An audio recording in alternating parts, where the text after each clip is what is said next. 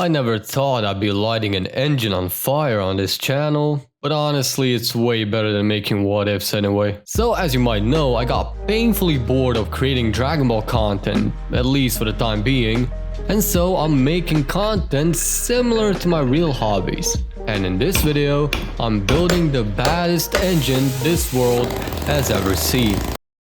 Sarcasm! I was looking through my garage for something that might help the misfire with my already built Thomas, and I was looking for feeler tongues, aka measuring strips to readjust the contact points, and then I saw them. A set of engine halves that I've taken apart, but never got around to them because I already did a dirty engine swap, and so I had an epiphany. The ripping and the tearing, the ripping and the Now for those who have no clue, the flathead screws are the worst to unscrew. And unscrewing them is a hassle, to say the least. I tried begging. This is gonna take a whole day, isn't it? Singing. Come on, please get the fuck out. Even giving it good graces after I got one out. By singing. Let's go, let's go, let's go. Let it snow, let it snow, let it snow. Once all the screws were out, the cases could finally be split. Right one came off easily, but the left needed a bit of persuasion.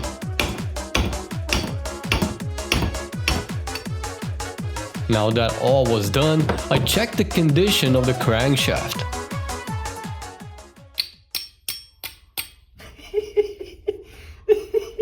Yeah, no wonder this one is cooked.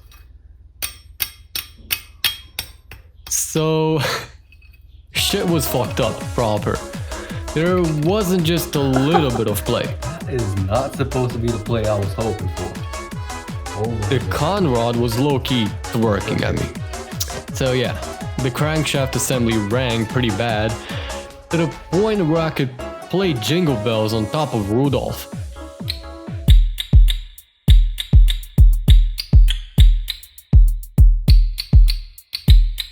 Luckily, I have plenty more to use and rebuild. The one that doesn't have a messed up conrod pin. However, my bestest contender is also the dirtiest, so we'll have to clean it up nicely. But before that, we gotta clean up the engine well. $12,000 engine rebuild, son! This better send me to fucking Mars.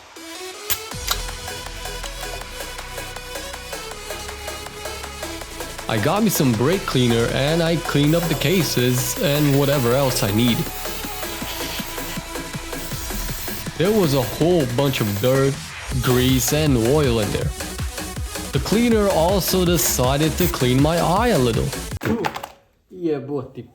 And so after that, I decided to wipe the big chunks with toilet paper and then blast to the cleaner. After that, I focused on restoring the clutch cover. And of course, the same flatheads were there. Surprise, surprise. So the fluid level check one was left alone and I only took off the fill and drain plugs. Barely. Then I cleaned the hell off of it, including the drill to remove the sticker and prep the cover for paint. But before paint, I have to grind down the unevenness in the case halves and the cover. I used a makeshift grindstone I got from work, which, as you will see, actually worked despite my concerns. I used a wet grind technique so that I don't destroy the stone, and I went downtown grinding the material away until it's flat. And this took a while because this was basically wax on, wax off, but at last, I was my last piece of the puzzle. After I was done, I cleaned everything up and put it back together just enough to paint the whole thing. I used the hell hole screws to hold everything just strong enough so the paint doesn't leak inside, and used an old cylinder to mask off the inside of the crankcase. I covered the whole thing and left it to dry. Once it dried, I took everything apart, and this time with no hassle because it wasn't even tightened to hell and back to begin with. Next was cleaning the threads. Since I do not have thread chasers, thread taps did the job perfectly. I even cleaned the threads from the bolts I'm planning to use as fluid plugs for the ATF fluid. I got that one bearing that was missing and I gently tapped it in, making sure it goes in straight and not crooked. Once I installed it, I can put the crankshaft assembly in.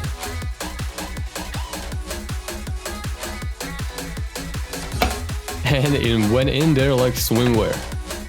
I put the two halves in just to test fitment, hence the inside gear missing. I took it back apart and reinstalled the drive gear and the corresponding sprocket. It's only hand tight for now, but we'll tighten that bitch once the chain is on. Then, final reassembly and tightening is in order.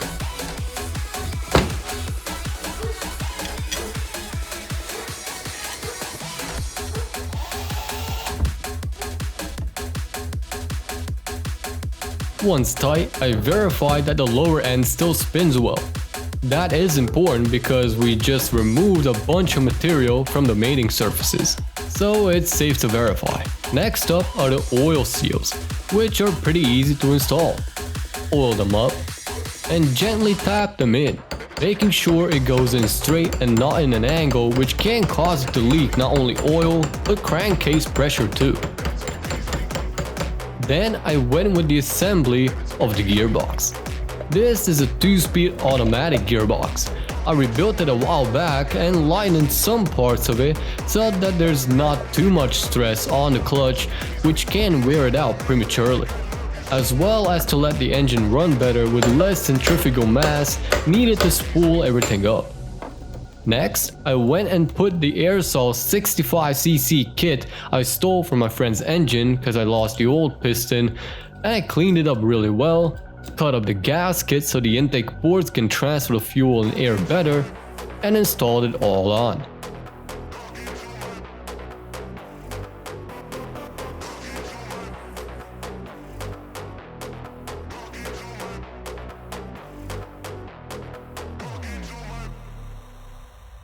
Now I can finally tighten the clutch nut on with the piston blocked from movement. I took out yet another bearing for the clutch and installed it. Then carefully aligned the cover into place and put the screws in.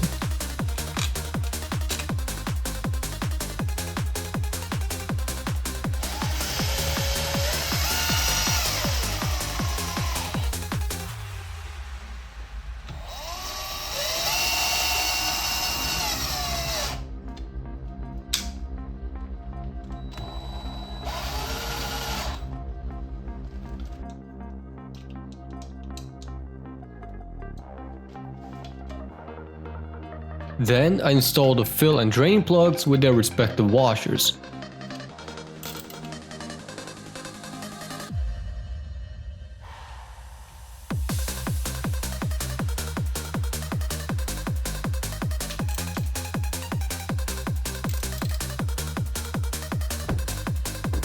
On the other side, I installed the ignition and magneto.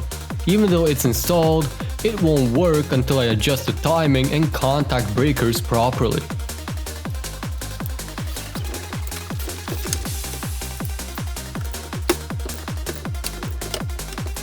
So far, this is the finished engine.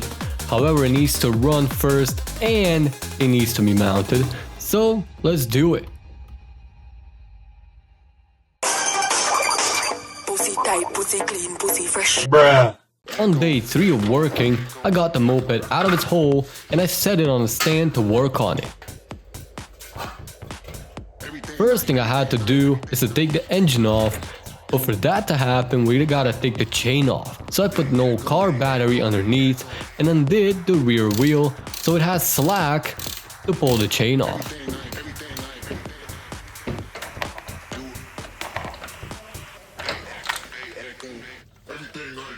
Now, considering I'm a dumb fuck, I didn't realize the battery was leaking acid, so here's acid ripping away at the concrete. Once that was off, I started undoing the peg mount so I have easier access to the engine. Now I can remove the engine, which by itself is pretty simple if it weren't for the fact the mounts are bent inwards and outwards from all the way back when I did an engine swap to a 5-speed engine from the Thomas APN. The easiest way is to remove the top 2 studs and then angle the engine down. Then remove the bottom one and remove the engine easy as pie. With the old one out, now it's in with the new and rebuilt. I put the intake manifold in beforehand so I don't have to get lost in my nerves trying to put it in when the engine is on its frame. And anywho, same as taking the old one out, align the bottom and put the stud through, then pivot the engine up and align the upper 2 holes and put the studs through and tighten them well.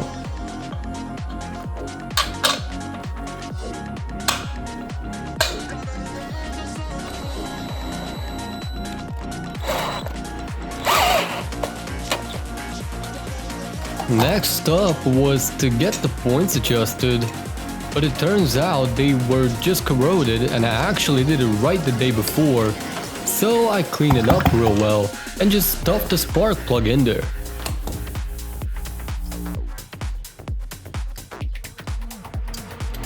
The last piece to the puzzle is the carburetor, also known as a carby in Australia, and I fucking love that name.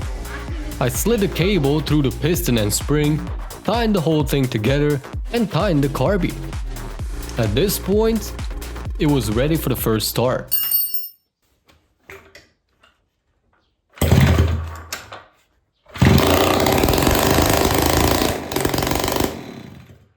And yeah, I am fully aware the points are welding up, but that's because the gap is 0.15 millimeters at around 1.2 millimeters TDC, or top dead center.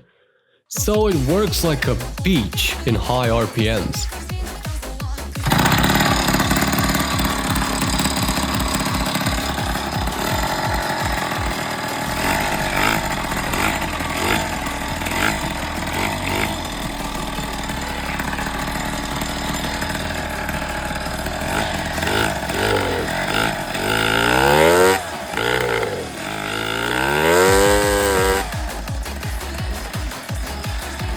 Then I reassembled the driveline and exhaust back.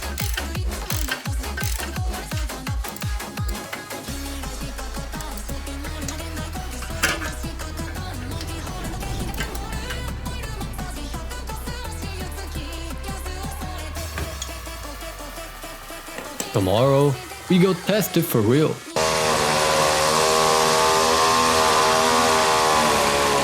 But before we test, we need some mounts mocked up. So I have some steel laying around I can use to fabricate an exhaust mount and a Kickstarter mount. So let's get started. First thing I tackled was the exhaust hanger. I tried finding the best mounting spot because the old one snapped clean off somehow. So I found a nice little spot where I can put it. So I got to work. First drilling and tapping the holes with treads so it can be screwed in, then measuring, cutting, and bending the metal into shape. It did take a few tries, but I got it down well. So I put the holder on there and went to paint the pieces because I don't want the whole thing to rust in month 1, so I hit it with the same black paint I had painted the engine in and sprocket. Now, time to mount it up. Just 2 screws and the exhaust is supported. Now onto the kickstart holder. There's a hole on the ignition cover I can use, so I did. I tapped the hole and cut up a new piece of steel, bent it the correct shape, grinded it, then mounted it up along with the screw that acts as the holder itself. It works just as advertised, and now let's go for a ride.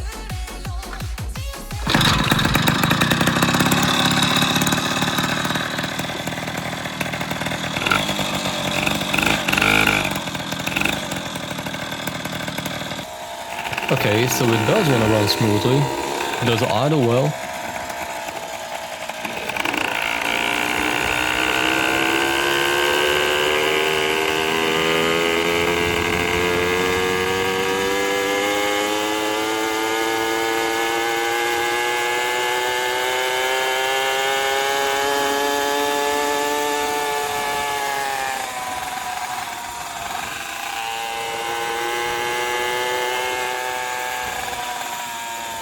Okay, so it pulls decent.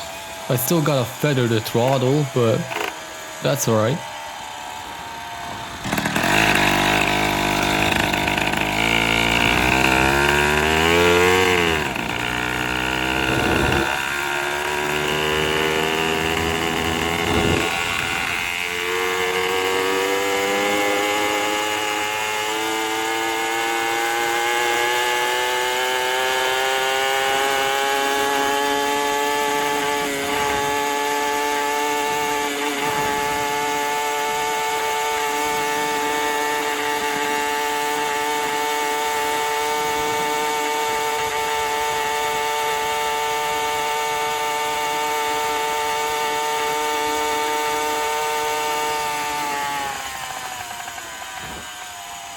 Yeah, it really needs some fine tuning done to it, but it doesn't matter right now at all.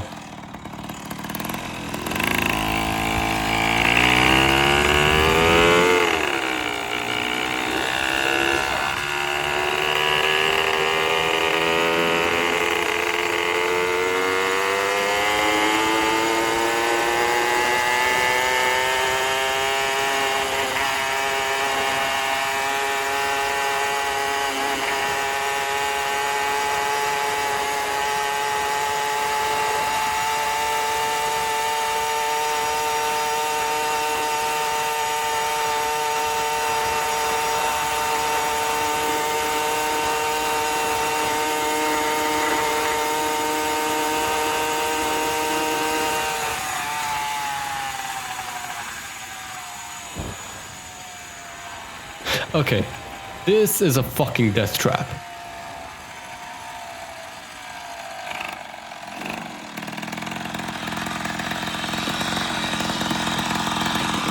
Oh my fucking god! Holy shit!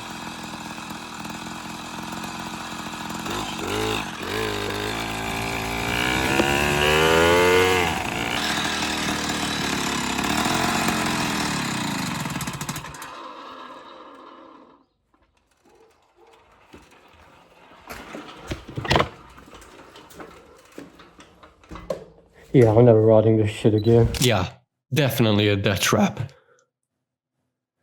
So this is it. I cured my boredom for 5 days out of months of no content. Maybe I should start something Dragon Ball related now.